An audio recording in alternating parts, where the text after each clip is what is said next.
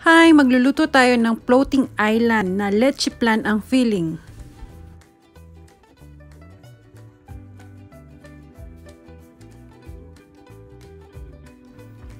Masarap siya. Siguradong magugustuhan niyo to.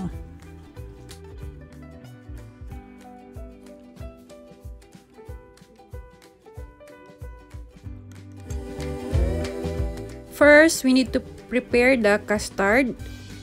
We need to separate the egg yolk to the egg white.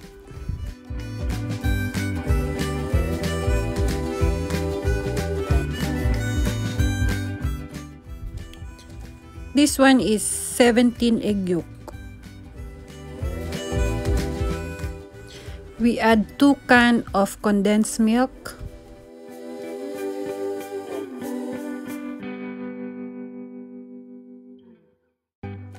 Three-quarters of evaporated full cream milk.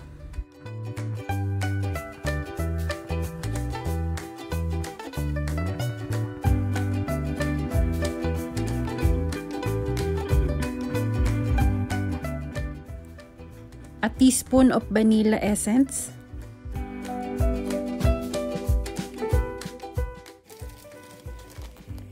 Now we do the caramel syrup.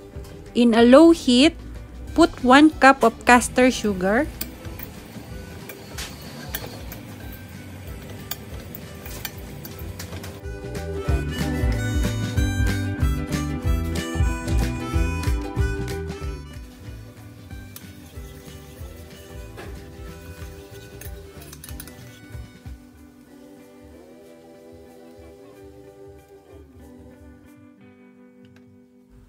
We wait a bit or around 2 minutes to make the syrup become candy.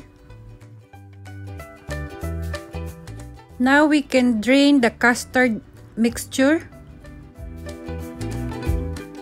Can put a half full.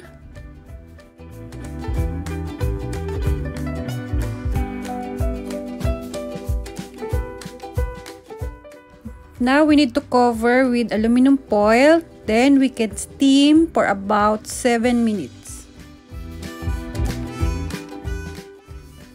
Now, while we steaming the custard, we can prepare the meringue. On the egg white, we can add caster sugar and 1 teaspoon of cream of tartar. You can add also vinegar instead of cream tartar.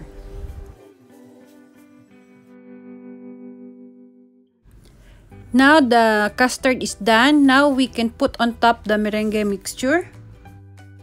As you can see, our meringue texture is like this, a bit thick.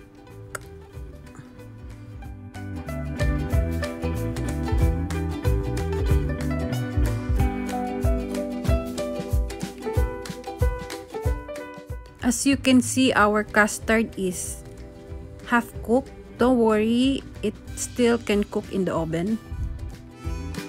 You can preheat the oven to 150 degrees Celsius and cook for 8 to 10 minutes.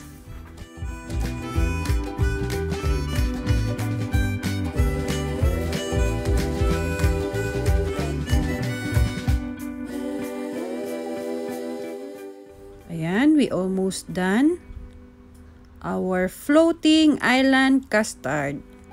Thanks for watching.